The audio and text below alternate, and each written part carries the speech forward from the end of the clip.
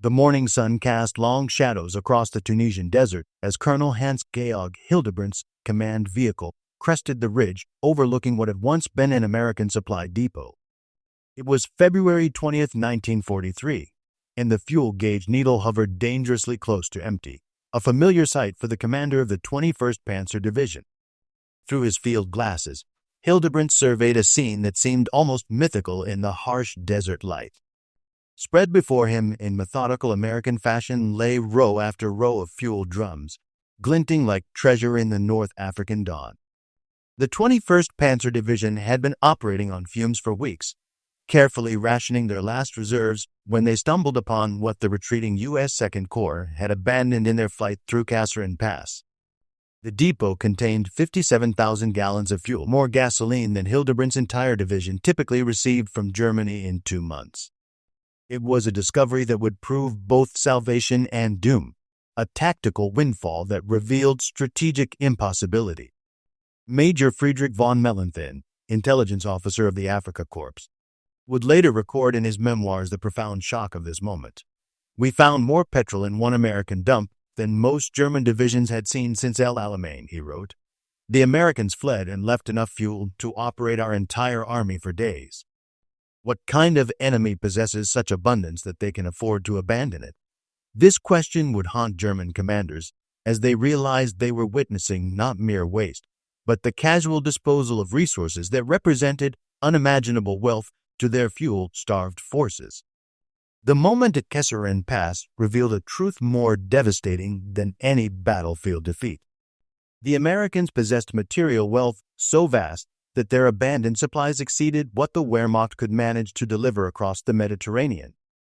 The 10th and 21st Panzer Divisions had just achieved Germany's greatest tactical victory against American forces in North Africa, capturing materials that temporarily transformed their operational capacity.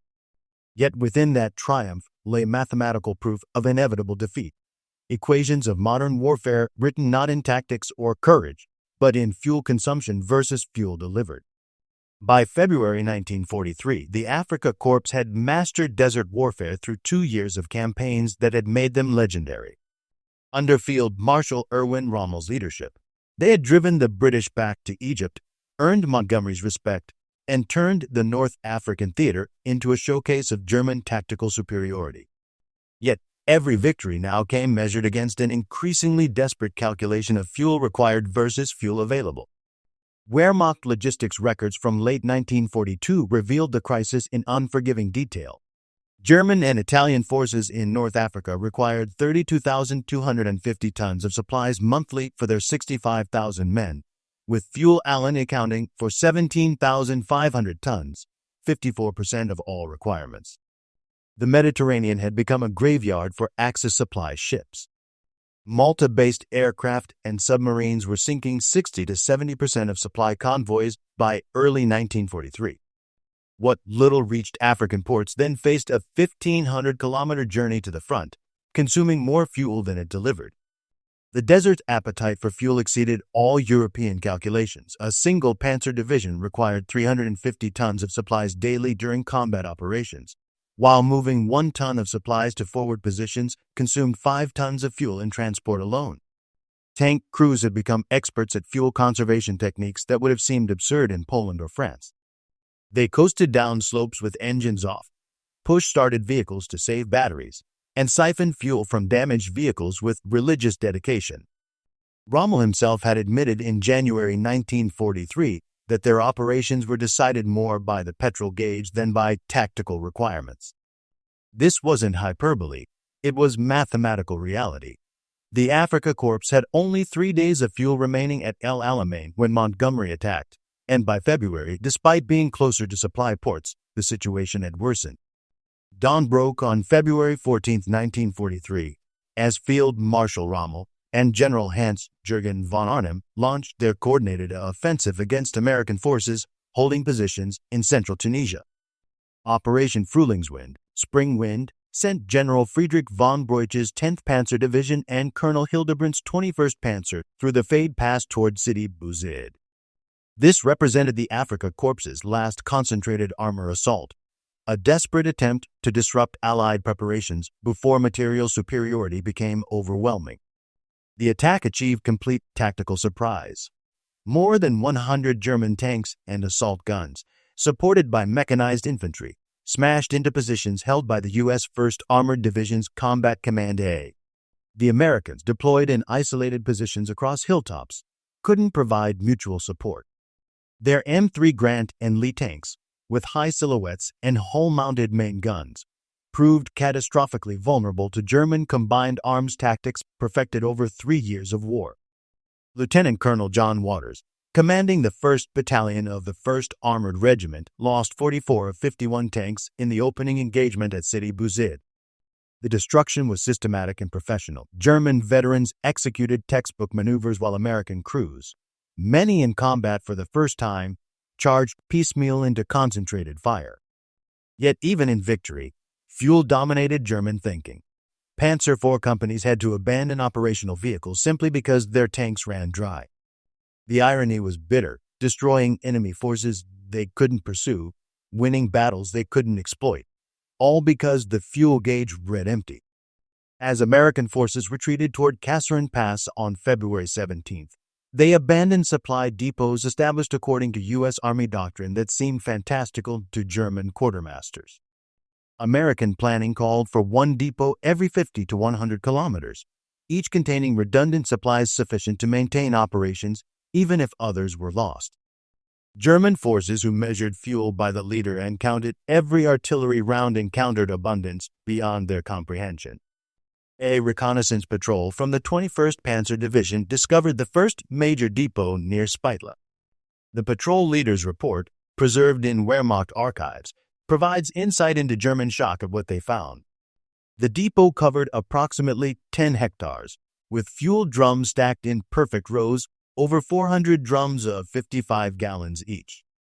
There were rations for what must have been an entire regiment for a month, including white bread still fresh, canned meat, real coffee, chocolate, and cigarettes by the 1,000 cartons. Medical supplies that German forces hadn't seen since 1941 lay stacked in abundance. German troops who had subsisted on Italian hardtack and ersatz coffee made from acorns fell upon American rations with the desperation of starving men. The chocolate alone exceeded what German civilians received in monthly rations. But it was the fuel that mattered most. Within hours, vehicles designated as non-operational due to empty tanks were suddenly mobile again. The transformation was immediate and profound, yet it carried with it the seeds of a terrible understanding. Between February 19th and 20th, as German forces pushed through the 2-mile-wide Kasserine Pass, they overran the main American supply infrastructure supporting Second Corps operations. What they discovered exceeded their wildest expectations and their darkest fears. The battle's material results were staggering. German forces captured 183 tanks, 104 half-tracks, 208 artillery pieces, 512 trucks and motor vehicles, along with 215 cubic meters and 57,000 gallons of gasoline and lubricants, plus 45 tons of ammunition. To put this bounty in perspective, the fuel alone represented nearly a week's supply for the entire Afrika Korps, more than many German divisions had received in the previous quarter. Rommel himself inspected the captured depots on February 21st, and his aide-de-camp, Hermann Aldinger Schmidt, recorded the field marshal's reaction with chilling clarity. Rommel stood silent for a long moment, surveying the mountains of supplies, then said quietly, "Each American battalion is supplied better than our entire divisions. What kind of victory is it when the enemy can afford to lose more than we can afford to use?" The captured American vehicles proved even more valuable than fuel in the short term. Wehrmacht records indicate that by February 1943, 85% of Rommel's transport consisted of captured British and American vehicles. The American 2.5-ton trucks, which German troops called Jimmies, were particularly prized, more reliable than German Opel Blitz trucks, easier to maintain, and abandoned with spare parts that German forces hadn't seen in years. The captured supplies revealed more than material wealth. They exposed fundamentally different approaches to warfare. American military doctrine, as Germans discovered through captured field manuals, assumed massive oversupply as insurance. Where German divisions operated on 200 tons of supplies daily, American divisions were allocated 700 tons, a difference that reflected not just wealth, but an entirely different conception of war itself. Interrogation of captured Americans provided further shock to German intelligence officers. Captain William Baker of the 1st Armored Division claimed his battalion normally received 100% of requested supplies plus a 25% reserve margin. When German officers suggested this was propaganda, Baker laughed and said that was considered the minimum acceptable level. Captured requisition forms confirmed allocations that exceeded entire German monthly deliveries, revealing a logistical system that operated on principles of abundance rather than scarcity. General Friedrich von Mellenthin, commanding the 10th Panzer Division, wrote in his after-action report words that captured the growing German understanding of their impossible situation. The enemy operates on principles foreign to our experience. They assume waste, plan for excess, and consider redundancy essential. This is not an army in the European sense. It is an industrial process that happens to involve combat. The German success at Kasserine created a paradox that even junior officers recognized with growing alarm. The captured supplies temporarily resolved the immediate shortages, enabling operations otherwise impossible. Yet the sheer abundance revealed the mathematical impossibility of ultimate victory. The psychological impact on German troops was profound and demoralizing. They discovered medical supplies including penicillin, a miracle drug unavailable even in German military hospitals. They found chocolate and coffee as standard rations, while their families in Germany subsisted on turnips and ersatz substitutes. Most demoralizing were the captured documents showing these materials would be replaced within weeks. Shipping manifests indicated this was merely one of dozens of similar depots scattered across North Africa. A junior officer of the 10th Panzer Division wrote home in a letter that survived in family archives, his words heavy with the weight of terrible understanding. We feast on American rations while our families starve. We burn American fuel while our homeland suffers shortages. We have won a battle by capturing what our enemies throw away. This is not victory. It is scavenging. Field Marshal Rommel underwent a complete transformation in his assessment of American forces after Kasserine. Initially dismissive, calling them poorly trained and equipped with inferior doctrine, Rommel recognized, after seeing their material resources, that tactical skill mattered less than industrial capacity. In his February 22 report to OKW, Oberkommando der Wehrmacht, partially quoted in post-war histories, Rommel wrote with characteristic directness, "The Americans are militarily inexperienced, but materially overwhelming. They learn from mistakes we cannot afford to make. Time favors them absolutely. Each day they grow stronger while we grow weaker, regardless of tactical outcomes." His final assessment proved prophetic in its stark simplicity. We can win battles, but not the war.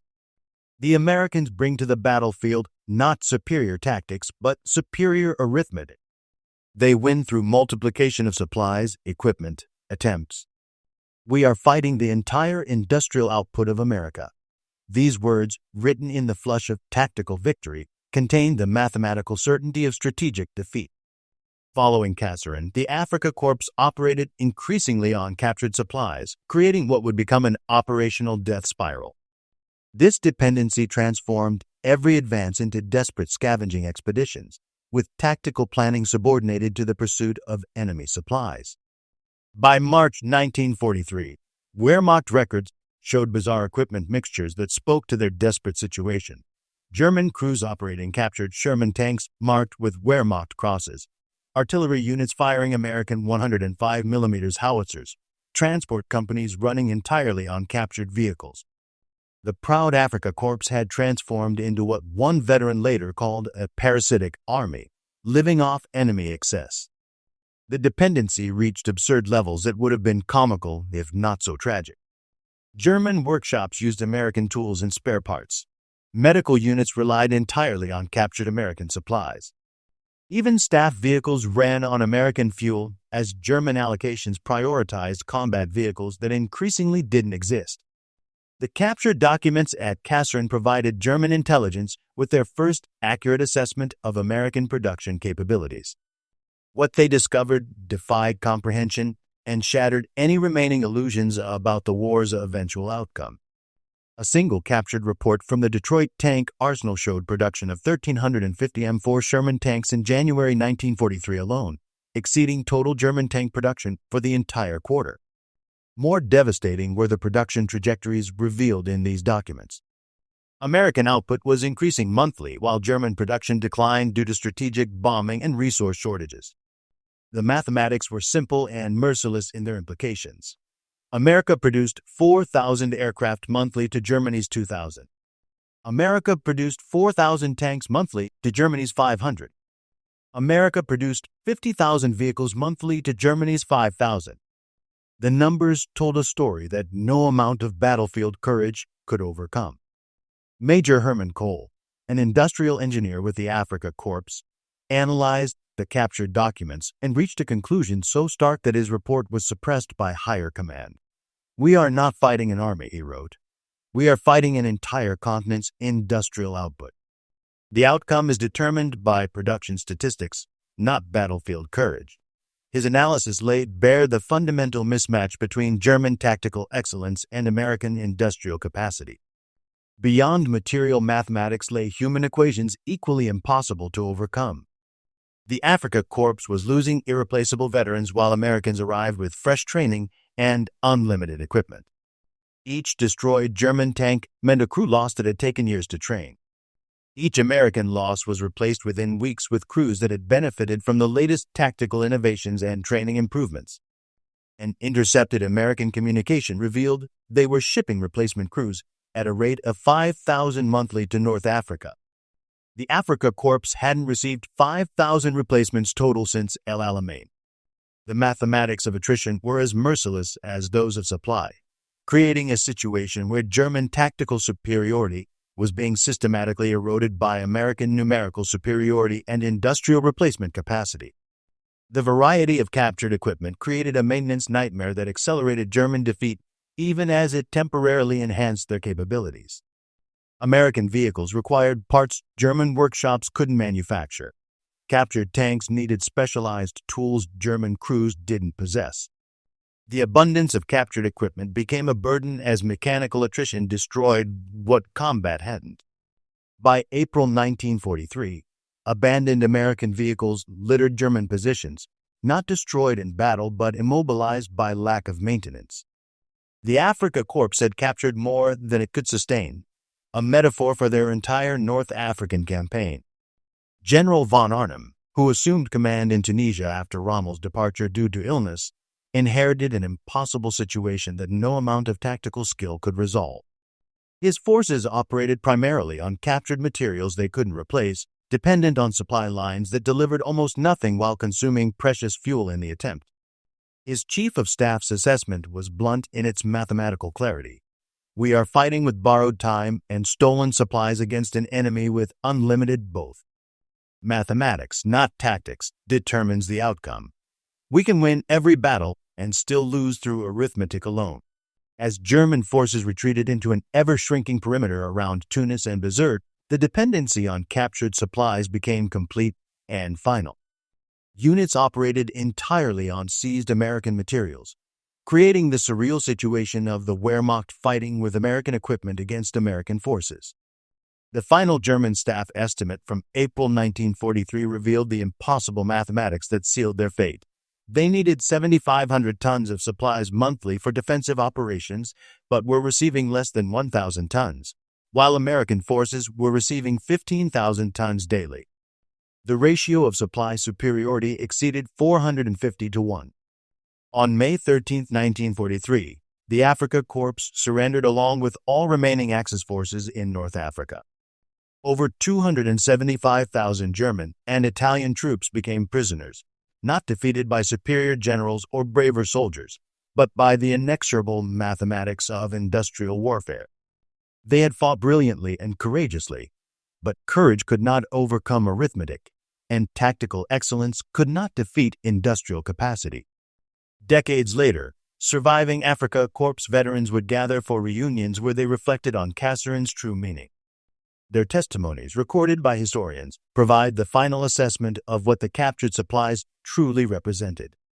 Friedrich Schultz, who commanded a panzer company, said in 1985 with the clarity that comes from years of reflection, "We thought we wanted Kasserine because we captured the pass and the supplies.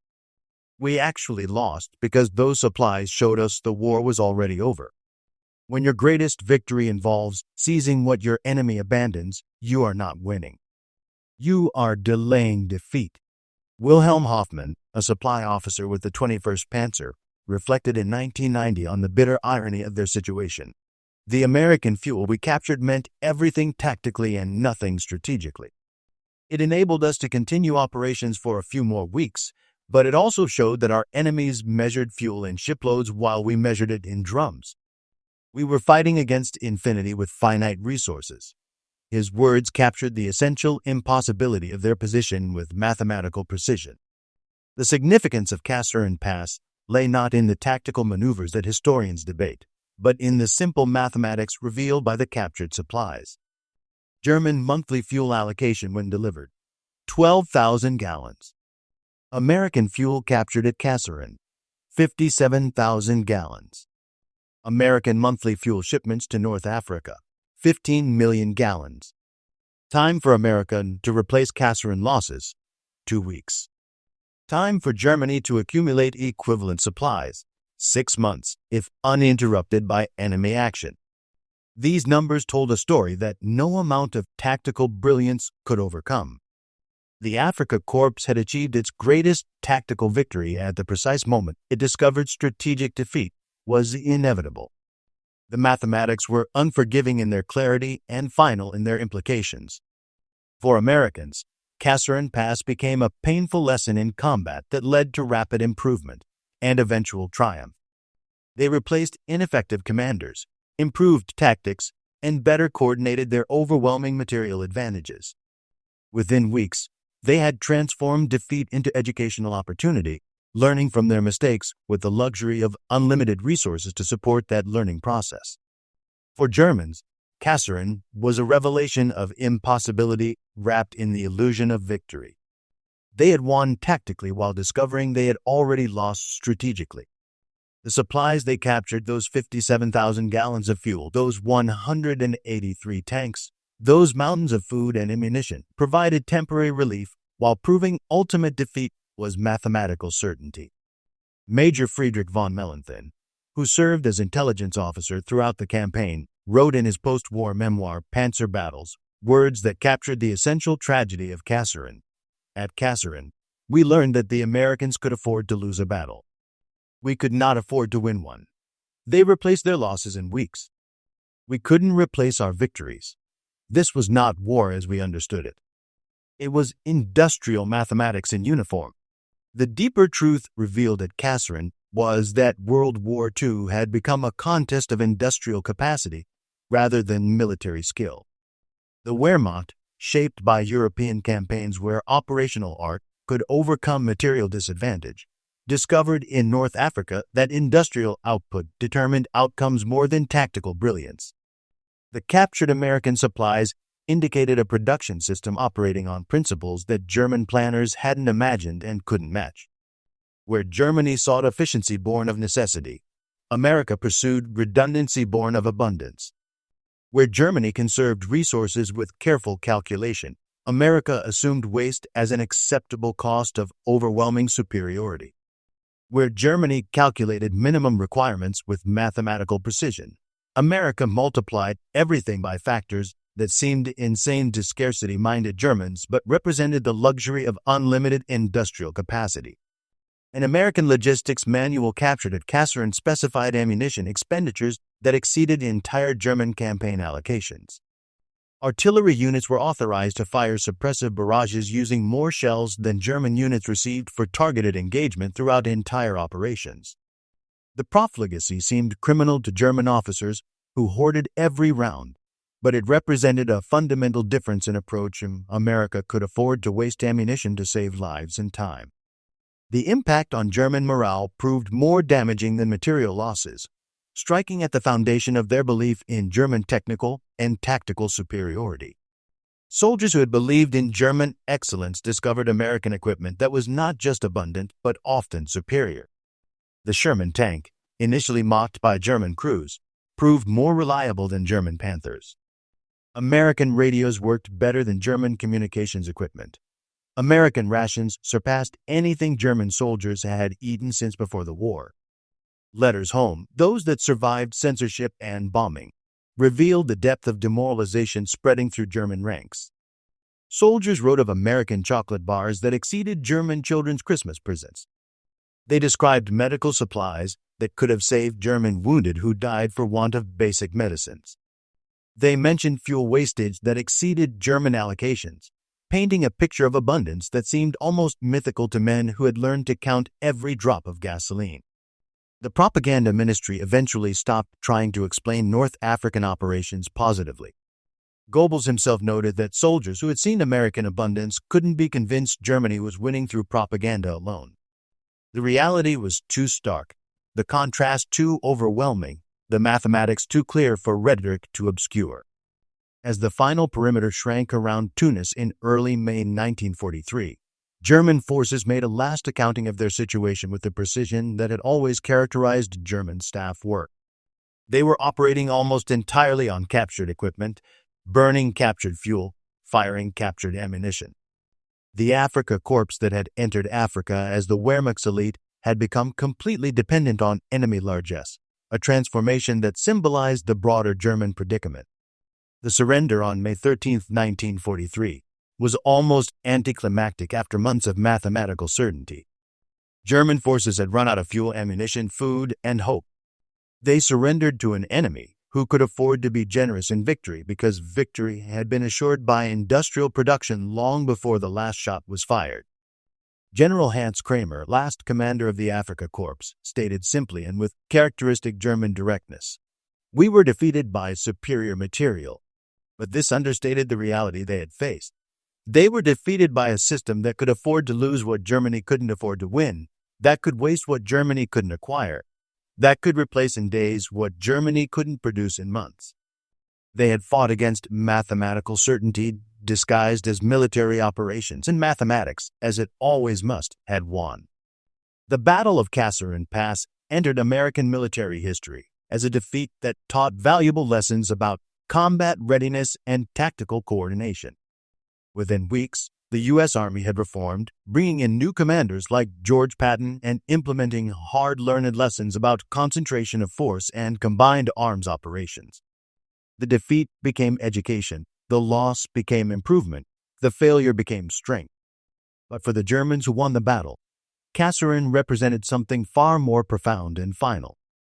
It was the moment when tactical victory revealed strategic impossibility, when the capture of enemy supplies proved the impossibility of victory. The supplies they captured provided temporary operational capability, while proving that long-term victory was mathematically impossible given the industrial disparities they had discovered. Veterans who survived captivity and returned to Germany after the war would often reflect on Kasserine as the moment they understood Germany would lose. Not because of the tactical situation, which had remained favorable, but because of the industrial arithmetic revealed by those captured supplies. They had seen the future in abandoned American fuel dumps, and that future was German defeat. In 2003, on the 60th anniversary of Kasserine Pass, the last surviving German officer from the battle, a former lieutenant who wished to remain anonymous, provided this final assessment that captures the essential tragedy of their victory. "We captured enough fuel to operate for days, enough food to feast for weeks, enough ammunition to fight battles. But we also captured understanding. The Americans could lose such quantities without concern. We couldn't acquire such quantities with our greatest efforts. We were fighting against mathematical certainty disguised as military operations." His words continued with the weight of lived experience and historical perspective. Those 57,000 gallons of fuel we seized were simultaneously our salvation and our doom. Salvation because they enabled continued resistance. Doom because they proved resistance was futile. We had glimpsed American industrial power, and we knew that no amount of German courage could defeat American arithmetic. Kasserine taught the Americans how to fight. It taught us that we had already lost. Both lessons were true, but ours was final. The Afrika Korps' capture of American supply dumps at Kasserine Pass in February 1943 represented the last significant German tactical victory in North Africa. The 57,000 gallons of fuel, 183 tanks, 512 vehicles, and tons of supplies they seized enabled temporary continuation of operations that would have been otherwise impossible. Yet within this tactical triumph lay strategic catastrophe of the most profound kind. The captured supplies revealed an industrial disparity so vast that no amount of operational skill could overcome it. German forces had discovered they were fighting not the United States Army, but the United States itself, its factories, its farms, its infinite capacity for production and replacement. The mathematics were merciless in their clarity and final in their implications. While German forces celebrated capturing 57,000 gallons of fuel, American forces were shipping millions of gallons monthly to North Africa. While Germans carefully maintained captured Sherman tanks, America was producing 1,350 monthly. While German soldiers treasured captured American rations, American production could feed armies and still destroy surplus to maintain prices.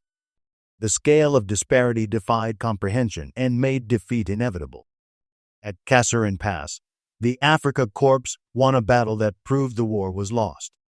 They captured supplies that demonstrated they couldn't supply themselves. They achieved tactical victory that revealed strategic defeat was inevitable. They discovered that in modern industrial warfare, countries that could afford to abandon 57,000 gallons of fuel would inevitably defeat countries that couldn't afford to acquire it. The legacy of Kasserine Pass is thus profoundly different for victor and vanquished. For Americans, it was a harsh lesson that led to rapid improvement and eventual triumph, a defeat transformed into education and strength. For Germans, it was a revelation that courage and skill meant nothing against industrial mathematics, that tactical excellence couldn't overcome strategic impossibility, that they were fighting not armies but arithmetic, and arithmetic always wins. In the end, those 57,000 gallons of captured American fuel told the entire story of World War II, not in battles won or lost, but in the industrial capacity to wage modern war. The Afrika Korps had captured proof of their own defeat, seized evidence of impossibility, and won a victory that proved victory was impossible. They had discovered in abandoned American supply dumps in the Tunisian desert the mathematical certainty of the Third Reich's destruction, written in fuel gauges and supply manifests with the precision of an accountant's ledger and the finality of a death sentence.